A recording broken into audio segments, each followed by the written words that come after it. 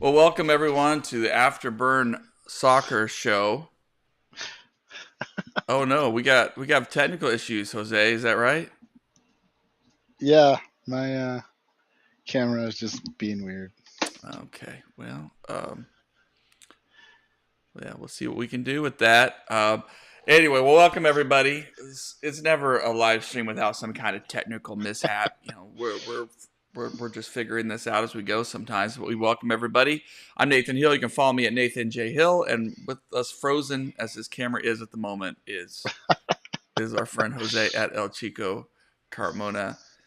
We'll figure out what, but we can hear you. We can hear you, Jose, even if your camera is frozen. Yeah, Maybe it's the it's eclipse. Maybe the eclipse it messed with your could be, webcam. man. I don't know. But we're here to talk about FC Dallas, North Texas Soccer Club, Major League Soccer. Kind of get caught up over a busy weekend of action for FC Dallas fans. We welcome everybody. We take your comments, your questions live. If you have reactions to the game or things that you like that you saw, or things that give you a little bit of hope, because we need some hope, or maybe some things that still have you very, very concerned as this 2024 Major League Soccer season continues to unfold. And I didn't put, usually I like to put a goal highlight or something in our opening credits, but not this time because there wasn't. It was a 0-0 draw as FC Dallas visited St. Louis City and came away with a big road point, especially after four straight losses. To come away with a road point, you always take road points in this league.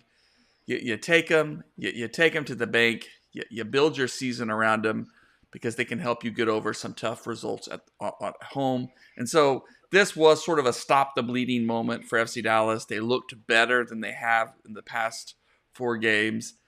Still some things to work on, still some missed opportunities, and still some lucky bounces. So we could take that positive as we at least recognize that we're not talking about those alarm sirens at the moment for this team.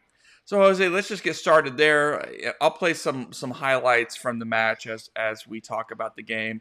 What were the positives that you took away from the match as you saw it? Well, obviously the positives is getting a point on the road. You can build on that, and it's not pretty. I mean, we celebrate like it's a win, but let's face it, we had looked so dreadful that, and knowing that the team is basically playing at half strength. This point is a big sigh of relief. It's okay. We're not on the up and up, but we're at least stopped the bleeding, and that's something to build on. And now hopefully, as we start getting bodies back, we start seeing more than just a point.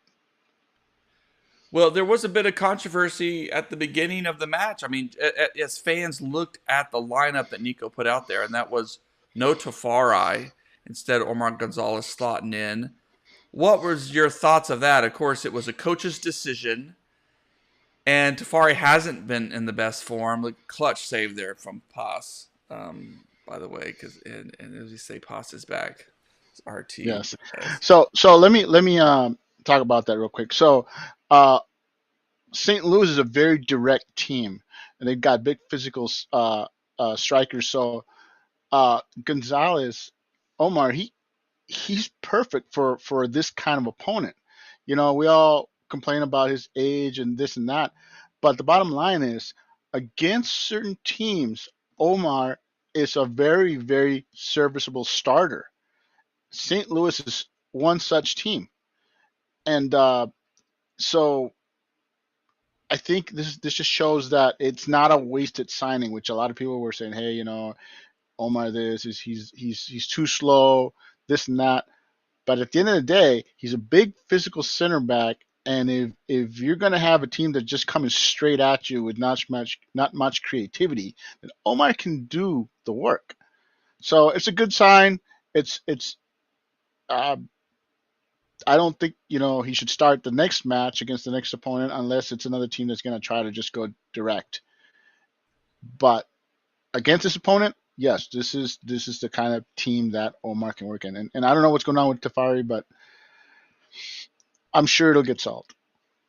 Well, and this, and, they did this before. We had some bad run of play, and they benched him maybe just to clear his head, but also to send a message that he's going to have to compete like everybody, and you don't just get to. Oh, that should have been a goal, but almost. Yes.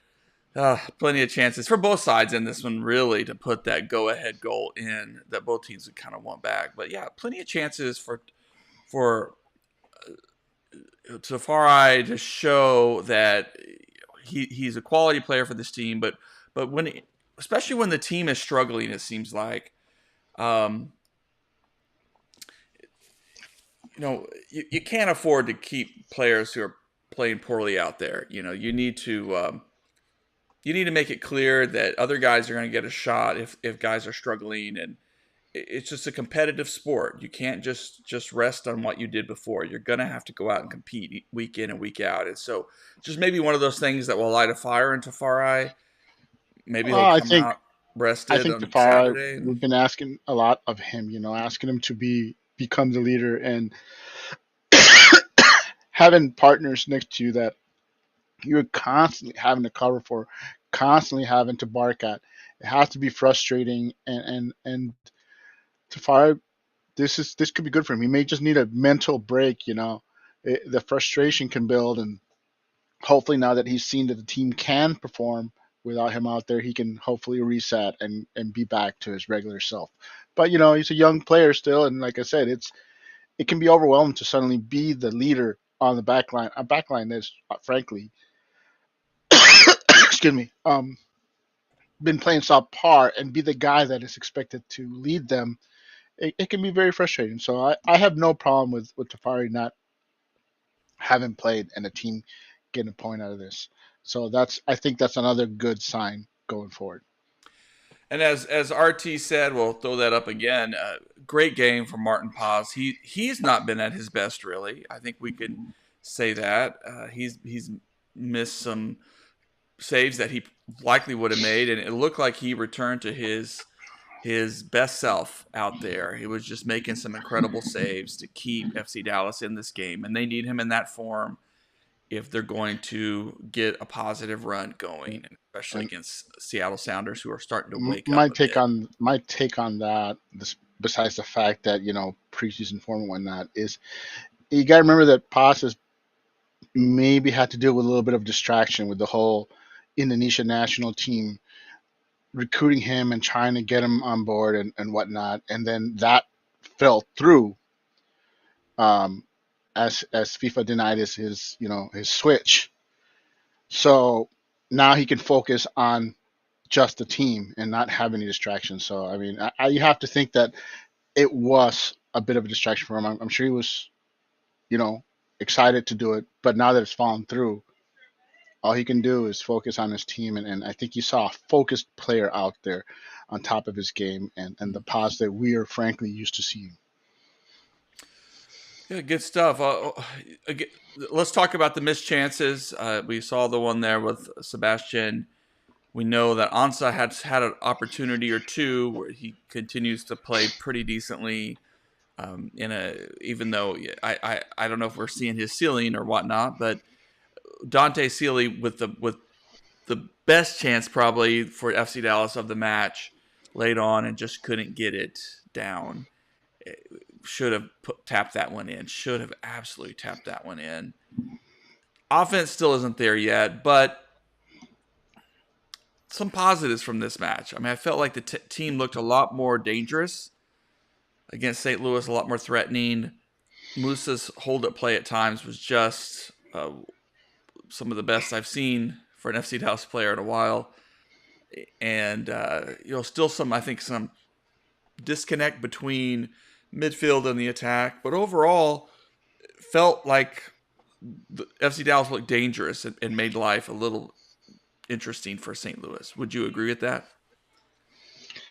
Yes and no. So yes, I do agree that, but here's the team in St. Louis that was allowing almost 2 goals a game.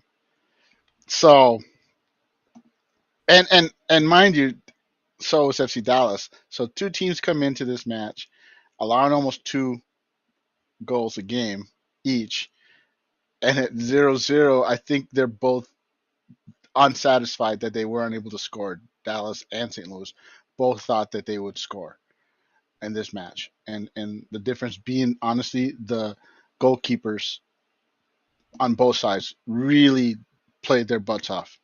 You know, you have to give St. Louis goalkeeper uh, say, hey, he matched Paz, you know, out there, and it wasn't that the team that Dallas didn't create shots. It's just that he played a really good game and frankly saved St. Louis from dropping points at home.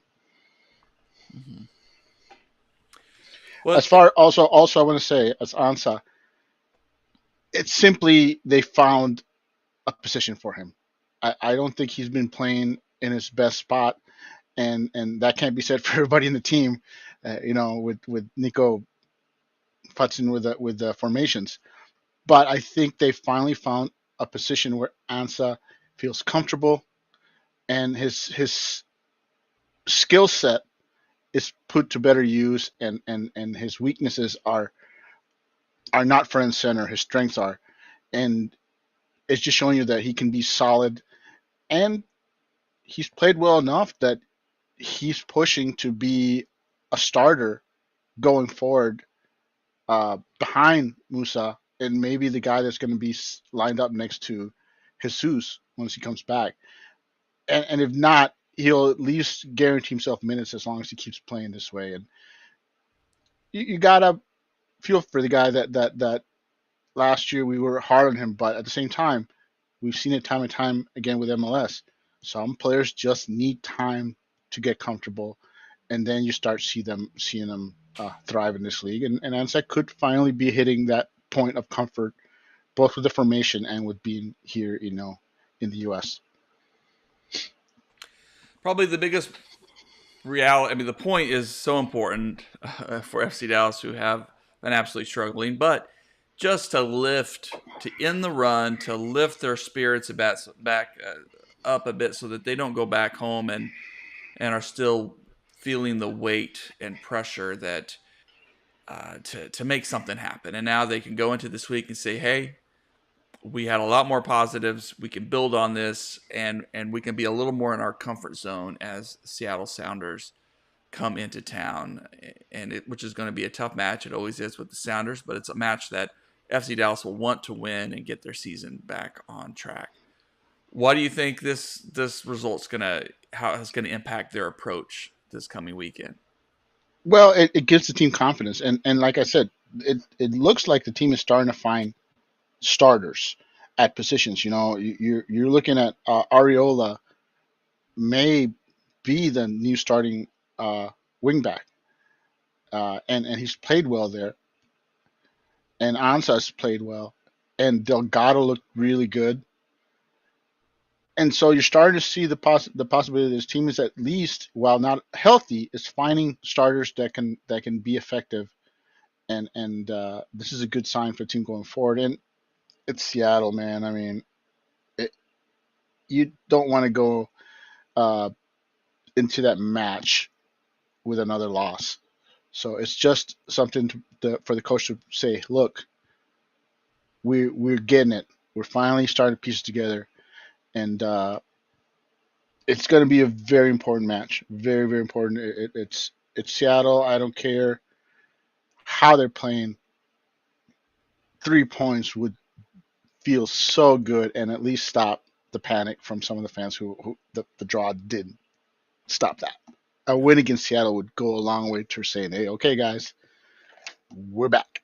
Yeah, yeah. I agree. The mood has not been great in the FC Dallas fan base, and season's still young. Rightly so, by the way. Yeah, and there's time to build on this, but it was good. It was a relief to get that 0-0 draw. And we always say this for folks who may be new to watching Major League Soccer or soccer generally, unless you're just one of the best teams ever, road points are valuable because you're expected to win most of your home games. So any road points you get can make up for those drops, can really fill in and push you deeper into above playoff into playoff contention and into a good spot. And so at times FC Dallas have had those seasons where we just road points have been few and far between, and so it's hard. It's just really hard to guarantee postseason contention, and so to get some road points, which I think they're going to want to do to make up for this slow start, it'll just put a lot of this in the rearview mirror as the season unfolds. Okay, and I want to say though that this could also be a start of another run similar to last year, where the team was bleeding and suffering, and then they started getting draws. So I don't want anyone to get too excited. We could see this team revert to last year's end of season form, where they're eking out draws week in and week out. It's not sexy, but with all the injuries, it is what we may have to be happy with until the team can field a Mm-hmm. full strength team. Well, good stuff. So again, FC Dallas goes on the road to St. Louis, finds that 0-0 draw. Jose's camera is frozen. We don't know why. It's the eclipse, And probably. I'm afraid to mess with it anymore. It's like, Yeah. But we can hear you loud and clear, so that's yeah. nice. And the funny thing is, it's telling me it's working fine, which No, it's we weird. all know Well, it isn't. I So hope. it's funny. Well, and turning to FC Dallas's reserve team, North Texas Soccer Club, they had a really interesting match on Saturday. It's actually right before the FC Dallas game, and I kind of love it when those games are like a doubleheader. It just gives me a good block of soccer I can just sort of lock into and enjoy. But Agreed. North Texas went down a man, call that may have been a little considered questionable. Gave up um, gave up a goal, but then found their way back into the match late. A late goal from Diego Garcia, who just doesn't give up. And they go into, and of course, in MLS Next Pro, for those who don't watch, a draw ends at regulation, and then there are penalty kick shootouts for an extra point. So there's a little, it's what's kind of different, but kind of fun too. Interesting way to see these young players kind of step up in difficult moments. And so this was a match at home. It was disappointing to go down a man, go down a goal, and yet they kept fighting. They looked a lot better in the second half, even down a man. Found that late equalizer, and then went on to win the penalty kick shootout. And it was a nice penalty kick shootout. It was, for a moment, it looked like Town, which is the San Jose Earthquakes next pro team, renamed. Right, Which renamed. they were just one shot from winning it, and Michael Collodi, North Texas's goalkeeper and an FC Dallas Academy alum, just stepped up big, 3 straight saves to help his team gain that extra point. So they've now had 5 points from 3 matches, which for a young team with the ups and downs they've had, and these new players kind of getting to know each other, not a bad start to this season at all. And especially last season when they couldn't win a penalty kick shootout to save their lives. 2 in a row now is a pretty solid start. And so I think they're going to get stronger and more comfortable and confident Well, as here's the things thing unfold. though, is even being down a man, they outplayed their opponents. Outshot them, more shots on goal. Mm-hmm. I mean, they simply out hustled their opponents. And here's the good sign for this team is that last year this team was known for collapsing. They would take a lead and give it up as quickly as they regained it. And if last year's team would basically was known for giving up late goals and simply be unable to keep their poise or their composure down the stretch. And so other teams knew that they just had to keep pushing hard and the goal would come. And this year, you're starting to see a young team that is showing itself to be resilient early in the season, and that's great. That's a great confidence building builder for such a young team, that to know that, hey, last season's over. Now, if the game's on the line, we need a goal. We're good enough to get that goal late. So it's a good sign. It shows that the team is headed in the right direction, and I'm looking forward to seeing how this season plays out. Yeah. I think definitely things for this team to build upon, and we know they'll have some ups and downs. I like what head coach John Call is bringing to this team. He just really wants them to fight, just to be a team that's known for their passion and for just competing to the very end and bringing it their all. So he was very proud of his team after the match and felt like they're just getting closer and closer to putting that complete performance together and getting that first full 3 points as their season unfolds. So plenty to enjoy there. Yeah. And of course, for FC Dallas fans, one reason you watch Next Pros, you see some guys who may end up getting rotated up. Tariq Scott kind of recovering from a long-term injury. Ahmet Korka got the start. So some guys like Nolan Norris continues his development. So you're getting to see some of That's these it. guys who could be mixed in as the season progresses, as injuries crop up and things like that. M- Yeah, Kaladi has always been clutch, so I'm glad that he's been given this opportunity. In all the goalkeepers that this academy's performed, he's kind of like the forgotten man, but he's a quality player, and glad to see him, you know, performing for North Texas. I also want to add though one little side note on here is that I see a Parker played, and he played as a left wing, Mm, up high in mm. the 4-3-3. So it could simply be that teams finally said, you know what, he's not becoming uh, that fullback that we want.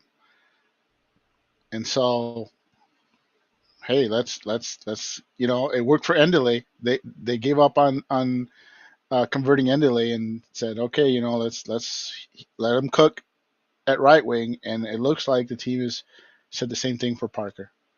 It's like, hey, let's give him a chance to see what he can do up top. We certainly need help there from time to time. So Yeah. Yeah, I may try to, if I have a chance, I may try to follow up with Coach Gall about that, about kind of his development there and but it may just be that they needed somebody there, or it may just be they want to give him some confidence as well as he kind of for a continues. young player that's having a hard time getting on the field, I mean, he's not starting for North Texas, and that's a red flag, at this level. So I don't know if it's health, confidence, and yeah, I mean, I'm glad that they're putting him in a place that's comfortable for him, that he's used to playing, and I think that's a one way of him regaining his confidence. Well, shifting back to FC Dallas before we close out the show, one bit of good news is that Jesus Ferreira is expected to be back in practice this week, have a full week of practice and feature Him and whether he him starts or and not. Ilara too, right? And Ilara, yes, although there was some, yeah, well, and I think Ilara too should be ready to go. But it'll be interesting to see how for both of those guys how they adjust, how they whether they want to bring him in, kind of work him back in a bit, or whether they give him the go ahead start right away. That'll be interesting to see this weekend. It's I'll one of just be those happy to games. see them both back in the team, and I'm okay with them coming off the bench. Yeah, good question about Sally being on the bench for the St. Louis game. I don't know yet, but I think with Paxton being out, they're obviously going to need some bodies.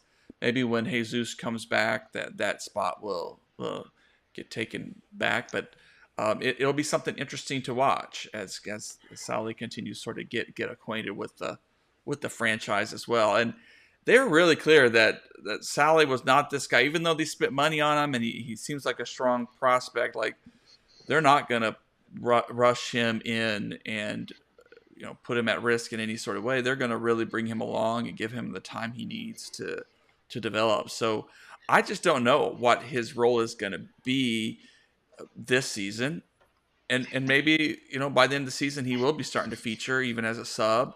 But it may be that they see him as a next year as a guy that they're going to this season and develop for coming year or two. So that was interesting about his signing was that they were going to be really patient with him. So it's something for us to watch. But seeing him get So on the bench is good stuff. my take on Sally, and I know a lot of people are like, "Hey, we spent all this money on this kid. We're not seeing him. This and that." My understanding was that he was always going to be a developmental player, and honestly, from my opinion, they're taking a page out of what Charlotte did last year. Charlotte went out and got a stud. They spent several million on this kid, and they basically put him on their MLS Next Pro team and left him there all year. I mean, we're talking he was like the most expensive signing on in MLS Next Pro, and this kid was stashed on the reserve team all year, and now this year he's been bumped up to senior team. And honestly, that's what's happening with Sully, and he's frankly he's here to be the future replacement for Velasco, not the immediate replacement. And I have no problem with them taking their time with this kid.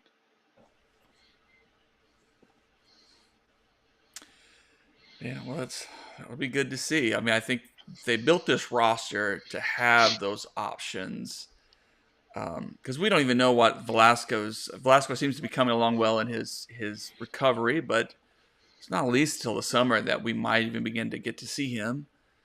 So I don't know. Yeah. So it gives this team options, and I wonder too if some of this isn't Nico sending that message to his players, especially his veteran players, that like, hey, I got young guys who are dying for Or an who are opportunity out hungry, there. who are hungry Yeah. and have talent. So, you got to push yourself and have my options to bring some guys off the bench to give that spark. So exciting, exciting times for FC Dallas. Well, maybe I'm being a little too optimistic there. It's better. This week is a lot better for FC Dallas fans with that away point. We'll see how things unfold this weekend as Seattle Sounders I come I to. am curious though, if Salih will if he's someone that could play in Dante Sealy's spot, because let's face it, we're all starting to get a little frustrated with Dante, and I have a feeling that Salih is a player that could earn minutes at that position. Hmm. Okay, that's interesting. Well, yeah, that's all. Yeah, that's the whole other question. And I think I just wonder if maybe Dante is really balling out in practice, and it's just that in the game up against guys who are scouting him and are more seasoned, that he's struggling a bit, which is going to happen to young players in a new position. So maybe we're due for Yeah, a game yeah. where he shows us, you know, What I'm getting at is he needs competition. He mhm, needs to not go into games thinking it's my spot and I can't lose it sure. because there's nobody behind me. So it would be nice to see him get pushed, somebody else be given a shot. And like I said, maybe Salih or maybe you're a Far fan. I mean, who knows? But I think a young player like that, it's okay with him being sat down for a bench for a week to observe from the bench and you know reassess what's going on. So I would like to see somebody else given a shot there and see they given a break. I'm not saying I don't want him as a starter. I'm just saying he's a young player. He's inconsistent. He shouldn't be a guaranteed starter week in and week out. Well, okay, I think we're going to wrap up the show there. We congratulate Martin Paz for being named to the team of the week. We appreciate RT all your comments and your insights there you share with us. And for other folks watching and subscribing, whether you listen to the audio on your podcast platform of choice or you go directly to our Substack site at afterburn.soccer, we're thankful. We're thankful for you and hope you stayed safe during the eclipse. You didn't go crazy and stare at the sun. You know, like what Jose did with this camera. I guess he pointed his webcam at the sun. That's who knows. Who knows? But Jose, thank you for being on, for sharing your wisdom. Thank Until you for next having time, me. everybody. I will now return to spreading democracy. Yeah. All right. Bye guys. Good night. Good night.